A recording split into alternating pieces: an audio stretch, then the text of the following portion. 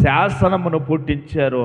30 దినముల వరకు ఏ దేవుని యొద్దైననో మానవుని యొద్దైననో ఎవడు కూడా ఏ మనవి చెయ్యకూడదని, ఎవడైనా చేస్తే సింహాల బోనులో వారిని పడవేస్తామని చెప్పి శాసనం ఒకడు పుట్టిస్తే అది దానియేలు కూడా విన్నాడు.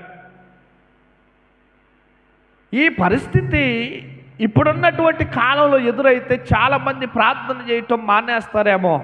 నిజంగా ఈ కష్టం ఎదురైతే ప్రార్థన చేస్తే మిమ్మలను సింహవేస్తామని అంటే చాలామంది ప్రార్థన చేయటం మానేస్తారు. కానీ దేవుని కొరకు తెగించి దేవుని సన్నిధిలో ప్రార్థన చేయడానికి ఏమాత్రం కూడా సందేహించకుండా, ఏమాత్రం భయపడకుండా, శాసనానికి ఏమాత్రం లొంగకుండా దానియేలుకి ప్రార్థన చేయటం